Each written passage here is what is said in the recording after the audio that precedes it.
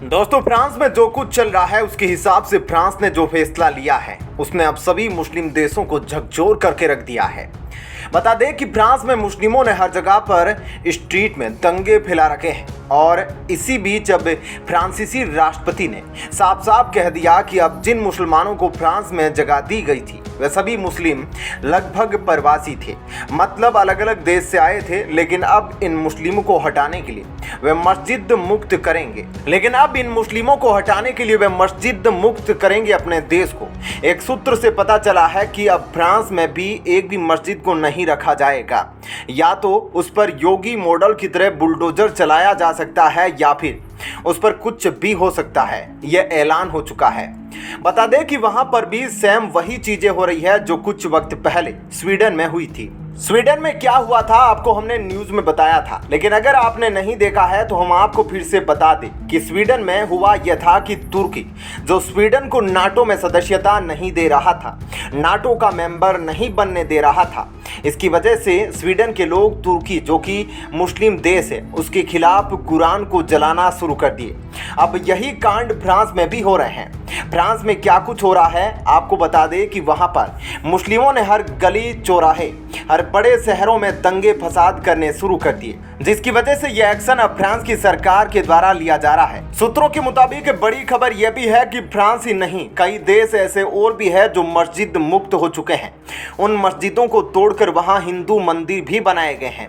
हम आपको उन देशों के बारे में अब थोड़ा डिटेल में बताते हैं। पहला देश है मोनाको, जो कि इटली और फ्रांस के बीच मौजूद है।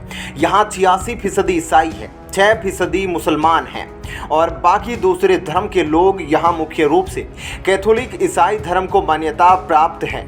इसके अलावा भी और कई धर्मों को स्वतंत्रता है, लेकिन यहाँ एक भी मस्जिद नहीं है और यहाँ की सरकार ने अभी तक अपने देश में एक भी मस्जिद बनाने की अनुमति नहीं दी है।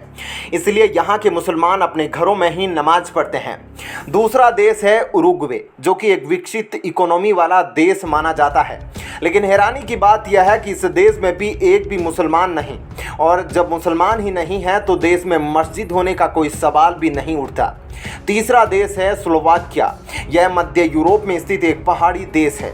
यहाँ करीब 5000 मुसलमान रहते हैं। इसके बावजूद इस देश में एक भी मस्जिद नहीं। यहाँ की सरकार ने अपने देश में इस्लाम धर्म को मानने से रोक लगा रखी है और यहाँ मुस्लिम धर्म के खिलाफ काफ़ी कड़े कानून हैं। अब चौथे नंबर पर है इस्टोनिया। इस देश में भी एक भी मस्जिद नहीं। यहाँ मुस्लिमों की आबादी करीब 2000 है, लेकिन यहाँ एक इस्लामिक कल्चर सेंटर है जहाँ मुस्लिम जाकर नमाज पढ़ते हैं। पांचवें नंबर पर है सैन मारिनो। इस देश में भी मुस्लिमों की आबादी काफ़ी कम है, इसलिए इस देश में भी एक भी मस्जिद नहीं और यहाँ के मुसलमान अक्सर पड़ोसी देश इटली के मस्जिद में जाते हैं।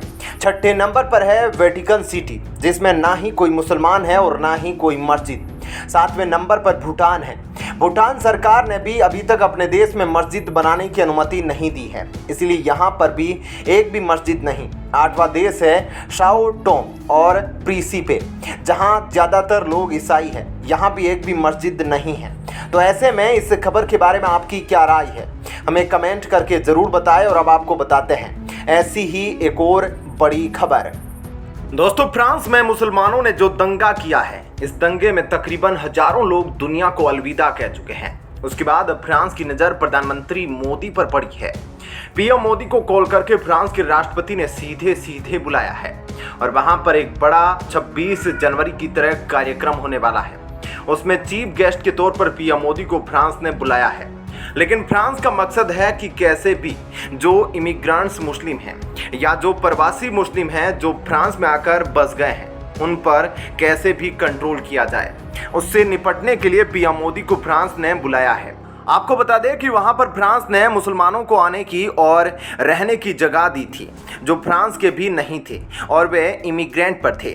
अब वे फ्रांस में आए तो उन्हें जगह मिली, लेकिन फ्रांसीसी सरकार को यह पता नहीं था कि वही मुस्लिम आज एक दिन ऐसा काल बनेंगे कि फ्रांस के जो नागरिक हैं उन पर ऐसी बीतेगी। इतने लोगों को जान गंवानी पड़ेगी। आपको बता दें कि अभी फ्रांस में जो स्थिति है वह स्थिति अफगानिस्तान यूक्रेन से भी बदतर है, क्योंकि मुस्लिमों ने जो हाल किया है वहां का किसी ने सोचा भी नहीं होगा। इसके अलावा योगी की भी वहां पर चर्चा हुई थी।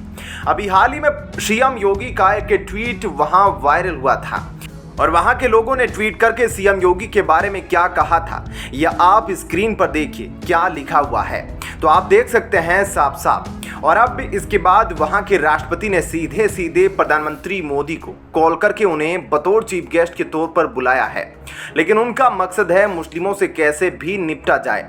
इसके अलावा भारत रूस के बीच में कुछ वहां पर वेपन्स को लेकर भी डील होगी और क्या कुछ वहां पर हो रहा है वहां पर थोड़ा सा आपको डिटेल में बताते हैं कि फ्रांस में कैसे मुस्लिमों ने सरकारी दफ्तरों से लेकर बड़ी बड़ी बिल्डिंगों को क्षतिग्रस्त कर दिया है। आपको डिटेल में बताते हैं। दोस्तों, फ्रांस बर्बादी की कगार पर पहुंच चुका है क्योंकि वहां पर हालात लगातार बेकाबू होते जा रहे हैं। बता दें कि फ्रांस में 17 साल के नाहेल की हत्या के बाद दंगे भड़क गए। बताया जा रहा है कि अल्जीरिया मूल के नाहेल की पुलिस ने पॉइंट ब्लैंक रेंज से गोली मारकर हत्या कर दी। इस घटना के बाद पूरा फ्रांस जल उठा और ना ही उनकी हत्या के विरोध में फ्रांस में रह रहे हजारों शरणार्थियों ने पूरे देश में आग लगाना शुरू कर दी। फ्रांस के कई शहर दंगाइयों की चपेट में आ गए। इस दौरान दंगाइयों ने कई इमारतों और गाड़ियों को आग के हवाले कर दिया, दुकानों में तोड़फोड़ कर उन्हें लूट लिया और इस दौरान उन्होंने देश के कई बैंकों को भी लूट लिया है। स्कूलों और शहर की सबसे बड़ी लाइब्रेरी में आग लगा दी। पश्चिमी देशों के कई पत्रकार सोशल मीडिया पर दावा कर रहे हैं कि इस प्रदर्शन में ज्यादातर मुस्लिम शरणार्थी शामिल है और वह शरणार्थी है जिन्हें फ्रांस में रहने के लिए जगह दी गई थी। ऐसे में सभी पत्रकार कह रहे हैं कि फ्रांस को बड़ा दिल दिखाना अब भारी पड़ रहा है और इसी बीच एक ट्वीट की जबरदस्त चर्चा हो रही है।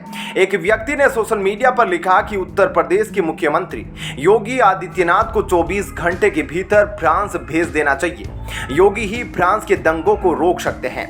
यह ट्वीट सोशल मीडिया पर अब वायरल हो रहा है, लेकिन इस व्यक्ति के ट्वीट पर योगी आदित्यनाथ के ऑफिस की तरफ से जवाब दिया गया और कहा गया है कि जब भी दुनिया में किसी हिस्से में दंगे भड़कते हैं, अराजकता फैलती है या लॉ एंड ऑर्डर की स्थिति खराब होती है तो सभी को योगी मॉडल की याद आती है।